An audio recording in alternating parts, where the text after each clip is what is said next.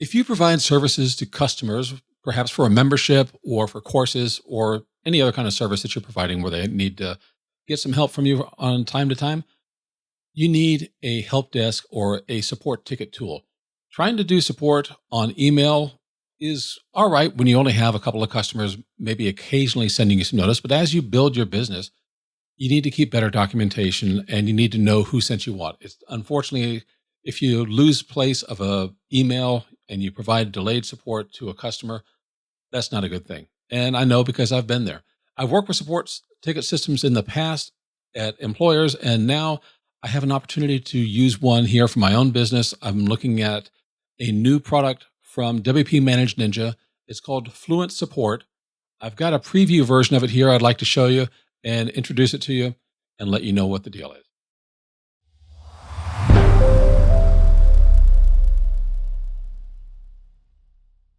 Hi, my name is William Beam with Suburbia Press. We like to help online entrepreneurs understand the technology that powers their business.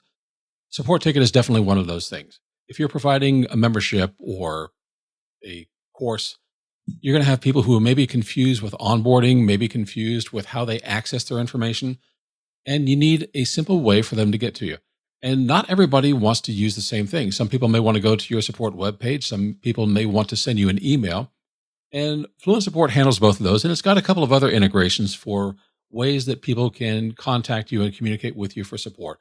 And in this video, I want to show you what is there rather than how it works. We'll do some of those videos later on down the line. I just got this plugin as a preview a day before I'm recording this. So this is kind of fresh off the cuff for me, but I'm really excited by this product. I'm very happy with the Fluent series of products and others from WPManageNinja. I like the integrations that we have here. So let me get you started. We'll take a look at their webpage first for Fluent Support. Okay, so first thing, this video is coming out on November 16th. That is the launch date for Fluent Support. So when you see this video, you should be able to make a purchase if that's what you want to do. There is going to be a free version in the WordPress repository, and then there's going to be a pro version that you can purchase. So if you want to play with the free version first, that's fine. So I will have a link to Fluent Support. I'll show it on the screen here. And also, if you click on that in the description below, it'll take you right to this page and you can get set up. So what we have right now is they were having people sign up to be notified. And I presume this is going to change when we go live. But you can see there's a screenshot of how the support system works. You can check on tickets, and we'll take a look at this inside of my environment. So I will show you a little bit more. And the idea is that this is going to integrate with your WordPress system. It is a WordPress plugin. It is not a software as a service. So it works for multiple customer service representatives, and it has wonderful filtering, search, sort, and serve. I've been playing around with that for a little bit, and it really makes it easy to find what you're looking for. You get information on your customers. As you would expect, this integrates with Fluent CRM. It also integrates with other products. I have Wishlist Member on my demo site. It's integrating with that so I can see what customer are assigned to certain levels. It also works with WooCommerce. So if someone has bought a product from you in WooCommerce, that will show up in this information down here as well too. You can have smart prioritizations. You can have saved replies, so you don't have to reply to everybody manually. If you have common questions that come to you, you can have stock replies. It'll be very easy to send back to people. You can have internal notes. If you notice on this one, well, again, I'll show you in the demo. You can see the yellow color. It indicates the difference between when you're having an internal conversation, either making notes for yourself if you're a solo entrepreneur, or if you have a team, you can see the communication going on there. And then, of course, you can obviously reply to your customer. And you've got some stats and analysis and reporting that you can do. So that's enough for this. Let me take you over here. So we'll start here on the dashboard, and you can see what's at a glance. How many new tickets, how many active tickets, what have you closed, and responses and interactions. So as I said, just having this for a day or two, I don't have that many tickets in here. Let's start off with our global settings, because when you come in here, you're going to have some integration to do. For example, if you want to have people send their tickets to an email, then There's an interesting little service here where you actually forward that off to a Fluent Support site, and then it integrates with this, and then you can also keep a copy inside of your email inbox. So on global settings over here, you can determine which page you want. If you don't want to set up a page, they'll have a checkbox where it'll just create one for you called Support Portal. And you notice that these little short codes are available, which I kind of like because that way, if you want to go ahead and decorate your own page, if you've got something that you do, perhaps inside, maybe using the Gutenberg editor rather than just the classic editor that you see here, you can set up your support page to look the way you want. And there's a couple of other shortcodes down here. So there's a place for people to log in that'll create a form. There's also a place with a shortcode here for them to sign up if they aren't logged in yet. Matter of fact, let me give you a quick look at mine. It's very plain, but it'll work. This is my login page. So I've got a login over here for people who are already in. And then you've got an ability to create an account for someone who maybe it's their first time reporting to you as a customer. Keep in mind, not all of your customers may already be on your WordPress site. These are going to be WordPress user accounts. So if you have someone that you're serving on your site, perhaps with LearnDash or with Wishlist Member or some other system where people are logging into your site, their account will work just fine right here. Maybe if you're serving from a different platform, I have Searchy, I also have ThriveCart Learn on some sites. So they may not have something on your WordPress site, so you can go ahead and create something over here. Now, this is similar to what you might see if you go to WPManageNinja. They've changed theirs a little bit. So rather than creating this shortcode form, you can also do the same thing to log in using Fluent Forms or some other form if that's what you have. But basically, you're allowing them to log in, create an account, and then once they've done that, you can go ahead and set them up. So let's say, all right, so I've signed in and registered with a new account, and you can see that I don't have any tickets open. For your users, it's very easy. You can just go ahead, click, create a new ticket. It'll ask them for a subject, what the details are. They can upload a file if they need to, and they can select a priority of normal, medium, or critical. So let's just put in something simple. And we'll just go ahead and create that ticket. So once that's done, you can see that they have their sample ticket here. If they need to close it, they can. They can check to see all tickets. They can refresh in case there are any others. So we've got our customer ticket. Let's go back to our dashboard. So I'm going to come over here to our tickets. You can see it over here on this side, or you can click over here on this side of tickets. And you see I have a sample ticket. So right now it's waiting. And this is where we've got options to filter things. So if you want to see what's open, that's there. You want to see all tickets, and you can see some that have been closed as well as open. You can see the tickets that are just closed. And we should have one under new. That's the one that was just put in there. So in other words, a new ticket is one that's been submitted but hasn't had any activity from someone on the support team. And of course, active tickets will show new tickets that have had some activity. So you can see that this is one is right now 4 hours old. So we want to look at this new ticket or any open ticket. And the color codes will kind of give you at a glance where you need to do some work. So you have an opportunity over here. You can add a ticket manually, and you can also kind of search by inboxes. We'll get to that, but you can have more than one inbox for this. You can do this by products if you're integrating with, let's say, WooCommerce or something where you have products. You can integrate by search by who is unassigned and who has been assigned. SysOp is basically the only account I have here. And then you can sort by priority and also by the customer priority. So in other words, there's a priority for administrators and a priority for customers. Over here on the side, you can see all tickets, my tickets, and any that were unassigned.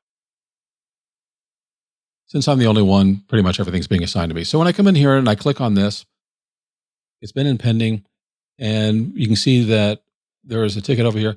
So we've got a few things. This one is in case you want to run a workflow. We have workflows over here.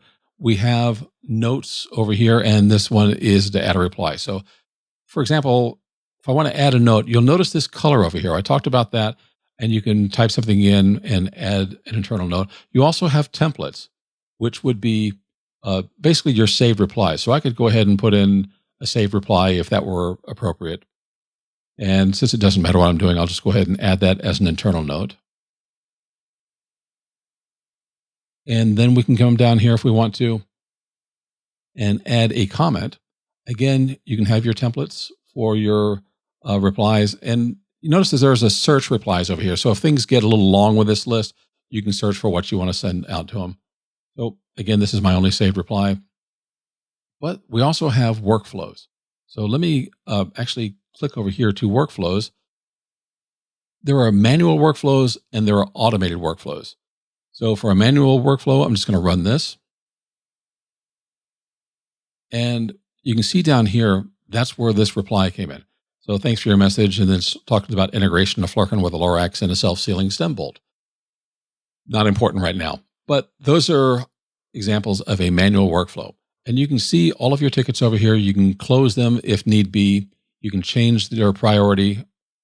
And if we had a customer over here with something that had more detail, this is a new customer, so it doesn't have any interactions. Let's go back to all tickets. And I'm going to click on this one. So this user is a test user that is also integrated with Wishlist Member. So you can see at a glance, Wishlist Member shows basic level status is active. If this person bought from WooCommerce, I would have a block down here showing maybe what products that they bought. There are going to be various integrations. I think Easy Digital Downloads is going to be another one. LearnDash is going to be something. So there's a lot of opportunities to start off with Fluent Support for integration with other tools. And that just kind of gives you a quick look at the workflow. Now you can see your saved replies over here, and you can create a new one as you need to. Activities are going to show you what happened as far as like so-and-so responded to a ticket a minute ago, 2 minutes ago. And you can see that these things have just kind of come in as far as any activity working on tickets. So let's go to our business settings. This is where we were talking about business inboxes. So I have one here for support at Suburbia Press. It is a web type. There is also an email type. So we can go over here and set our settings. So we give it a name, an email, admin email address. And then if you want to have something on the footer for any messages that go off to your customers, you can put that down here. And you can also see some dynamic codes. So if you want to put something in for the customer first name, last name, email, and so forth, you can put these short codes inside of this message. And that way, when you send something out, it'll give them that information. The email settings will show you if what we have covered over here. So a ticket created to customer, I've still got to do a little bit of work over on this one, but you can see where it says it's using those short codes, ticket title and ticket ID. And then you've got a quick little message over here. So, and they can click this and it'll take them to the place where they can sign in and view their ticket. And you can just kind of customize this if you want to. This is not enabled right now, so you can check this. And that way they'll get that email notification. And you can see that just turn this status to green. So that's what some of these are. And you can go ahead and change what these email settings are for your support system. We talked about workflows, and there are two types. So a manual workflow, I showed you an example. This is one that your support person will just manually add as a response. So I've got this manual workflow says add a response. And when I click this inside of the templates that we saw in the ticket, it just added this message. And I've got a little title over here. You can add other actions in here, but that's essentially what a manual workflow is. If we come over to automatic workflows, this is where you can start taking actions. So when does it happen? And you've got a couple of choices: when the ticket's created or when a customer responds. And then you've got different conditions. So I've got this on the ticket title, but you can create a workflow just for a specific customer. You can create one based upon content inside of the message. In this case, I've got it if there is a word in either place for the title or the message content. And you look at an added time range or an added date range so you can respond to these. Let's say that somebody sends you a ticket outside of your business hours. You can go ahead and have an automatic response saying, thank you for your ticket. We will get to this when we start up again, at regular business hours. You can also change this based upon your ticket priority set by the client. Remember, they have normal, medium, and critical. Also, a selected product. I suspect with other integrations, you may see other fields over here that are available. So these operators, let's say that if this contains, so if they type Flurkin in either the ticket title or Flurkin is inside of the message that they send, then this will kick off something going over here. And my action in this case is to assign it to an agent. And I've selected which agent because apparently SysOp is an expert in integrating Flurkins. But you notice that we can assign an agent, we can add a response so something goes back to them immediately, add an internal note. You can say this, I don't like it, and just close the ticket out. I bet you that really wouldn't make anybody happy, but maybe you add a response and then close it out because you can have multiple actions. You could also add tags or remove tags. So I'm going to leave this as it is, but you can see down here where it says add another action. So you might want to assign it to an agent and add an internal note. You have options, but that's what an automatic workflow will do. Make sure that you go ahead and make sure it's published and then update it if you've made any changes to it or just added another one. Under our global settings, you'll notice that we have our support page and all these little shortcodes that we talked about that set that up. For custom fields, we don't have any, but if you need to add some custom fields, you can select which type and put that in. So you can see there's WooCommerce, and there's LearnDash courses, there's Wishlist member. Those are plugins that I have installed. Again, if you had something that I don't have on my system, like easy digital downloads or a different type of membership instead of Wishlist member, perhaps you have Restrict Content Pro, that might show up here as well. So you can take a look at the integrations that are available. And then you can add custom fields. Products, again, I believe this is going to be based off of a wishlist member, excuse me, not wishlist member, but of WooCommerce, which I typically don't move. So if you want to add support staff members, there's where I am. You can see the permissions are something you can set. We can add a new member. And so you can put in the agent email, their first and last name and their title. And then this is where you set permissions. So perhaps you have an assistant who's not necessarily part of your company. You don't want to give them the run of everything inside of here. You can determine what they're capable of doing by just checking these boxes and then creating an account. I have Fluent CRM integration because Fluent CRM is on this system. You can see it right up here. So all I had to do is check that box. And the default status was subscribed. You can set it depending, which will require them to click on a confirmation email. And then you can add it to a list, which is optional. Then you can add tags. Tags are not optional. You must have at least one tag. And you can add more than one tag. So let's say if I also want to add them to my weekly digest, I could add that as well. And then just save the settings. For notification, they have opportunities to integrate with Telegram and with Slack. I don't know if any other opportunities are coming up, if they're going to do something different besides that. I heard some discussion of another messaging system, but I have not seen it inside the program, so I don't want to promise you anything. But that is a nice little thing. So you can see down here, you've got to be able to check and enable whatever option you do. So there's enable for Telegram, and if we do Slack, you can choose which notification events you get, and you can enable Slack. Also on Slack, you can enable a reply to a ticket from Slack. And then, of course, your license management would be where you put your licensing in. There are activities I think that we've taken a look at. There's a few places where you can see the same thing from this menu bar over here. And there are reports. Reports are important for a lot of people who are doing because they want to see how things are going. So if you're logged in, personal reports is going to show your own activity based upon the date range that you set. So let's say if I go from here to here, apparently I have not resolved anything. You can see that I've replied to 6. I have 2 interactions, but I haven't closed anything.